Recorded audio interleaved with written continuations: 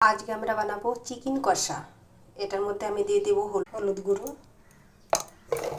লবণ, এর জন্য দিয়ে দেবো কাশ্মীরি লাল লঙ্কার গুঁড়ো, গোলমরিচের গুঁড়ো। এটা করার জন্য নিয়ে নেব আমি 4-5টা কাঁচা লঙ্কা, নিয়ে নিচ্ছে আদা।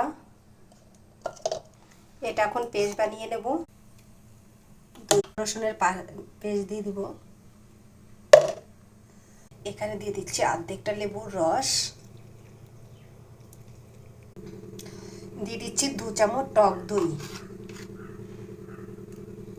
এটা দিয়ে এখন ম্যারিনেট করে নেব। ম্যারিনেট করে 20 থেকে 25 মিনিট রেখে দেব। এর মধ্যে দিয়ে দিচ্ছি একটু কাঁচা সর্ষের তেল। আমি দিয়ে দিচ্ছি সর্ষের তেল, দিয়ে দিচ্ছি একটা তেজপাতা, একটা শুকনো লঙ্কা, লং, দারচিনি আর 4টি এলাচ। সঙ্গে দিয়ে দিচ্ছি জিরা, সাদা জিরা, কুচনো পেঁয়াজ। মাংস আমার 1.5 কিলো আছে, তো ওই হিসাবে আমি পেঁয়াজটা নিতে 400 থেকে 450 গ্রাম পেঁয়াজ হবে। 300 থেকে 350 গ্রাম পেঁয়াজ। মাংসটা কিন্তু চিকেন কষাটা কিন্তু আমি সরষের তেল দিয়েই করছি।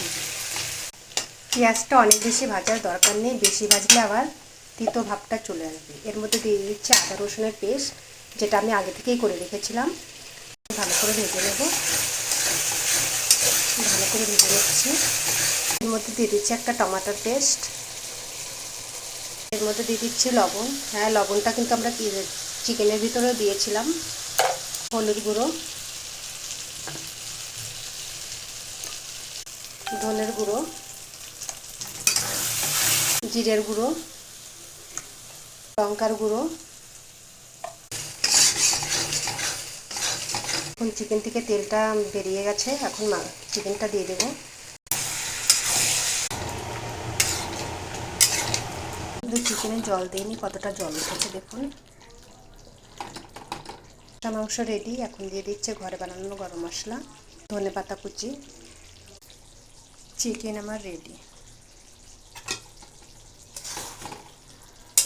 কষা চিকেন।